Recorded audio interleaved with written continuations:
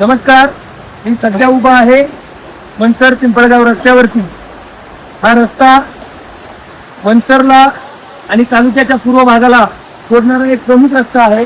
या रस्त्यावरून मनसर ते पिंपळगाव असेल, खडकी असेल, जवळा असेल, भराडी असेल, त्याचबरोबर निरगुडसर असेल, पारगाव असेल, खाली काटापूर असेल आणि खाली शिरूर मलसण या भागात जाणारा रस्ता आहे.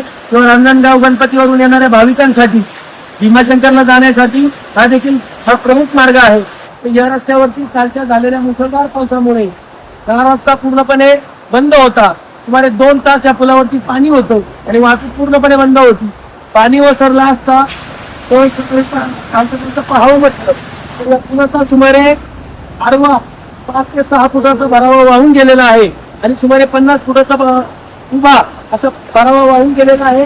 प्रचंड या ठिकाणी नुकसान या पुलाचं झालेलं आहे आणि खूप मोठ्या प्रमाणात वाहतूक असलेला हा रस्ता आहे. या रस्त्यावरून शालेय विद्यार्थी असतील किंवा मनसर कृषी उत्पन्न बाजार समितीला कृषी माल घेऊन जाणारे शेतकरी असतील त्यांच्यासाठी हा प्रमुख रस्ता आहे. आणि मग या रस्त्यावरती हा पुलाचा भरावा होऊन गेल्याने भविष्यात त्या ठिकाणी अपघात होऊन मोठी हानी होण्याची शक्यता नाकारता येत नाही. गेल्या वर्षी देखील अशीच परिस्थिती निर्माण झाली होती. हा पूल पूर्ण पाण्याखाली 2-3 तास होता गेल्या वर्षी. त्यावेळेस पुलावरून एक गाडी देखील पाण्यात पडली होती. सुदैवाने जागरूक नागरिकांनी त्या ठिकाणी त्या चालकाला वाचवला होता. गेल्या वर्षी परदेशी साहेब असतील किंवा उभे साहेब असतील यांनी याची पाहणी करून सांगितलं होतं की पुढच्या पावसाळ्याच्या हा रस्ता आम्ही शासनाच्या माध्यमातून करून घेऊ आणि नवीन पूल देखील करून घेऊ. परंतु गेल्या वर्षी देखील तीच परिस्थिती राहिली, या वर्षी देखील तीच परिस्थिती राहिली. मी अधिकाऱ्यांना वारंवार सांगितलेलं आहे की जरा पुलाचं त्या ठिकाणी एस्टिमेट करून त्या ठिकाणी नामदार साहेबांच्या पुढे हे मांडा.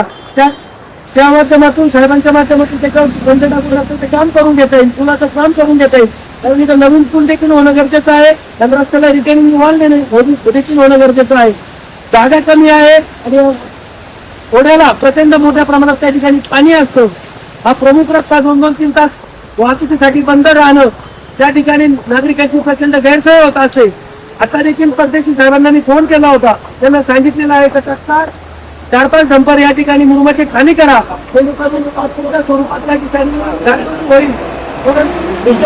उपाययोजना म्हणजे नवीन पूल आणि रस्त्याला रिटेनिंग वॉल जोपर्यंत होत नाही तोपर्यंत वर्षानुवर्ष पावसाळ्यात या पुलाची हीच परिस्थिती राहील. त्यामुळे अधिकाऱ्यांना विनंती आहे कृपया लक्ष घालून या पुलाचं रिटेनिंग वॉलचं जे सविस्तर इस्टिमेट आहे ते करून नामदार साहेबांच्या माध्यमातून असेल, शासनाच्या माध्यमातून असेल हा रस्ता लवकर करून घेण्यात यावा. आणि मी आजच ग्रामपंचायतच्या वतीने मागणी पत्र त्या ठिकाणी नामदार साहेबांना देणार आहे आणि लवकरात लवकर या पुलाचं काम त्या ठिकाणी पूर्ण होईल अशी देखील आम्हा सगळ्यांना अपेक्षा आहे. धन्यवाद. तुमचा फ्लॅट, घर, बंगला, व्यापारी गाडे, दुकान, जागा, शेतजमीन, प्लॉट्स विकायचे आहेत का? विकायचे असतील तर आजच आमच्याशी संपर्क साधा.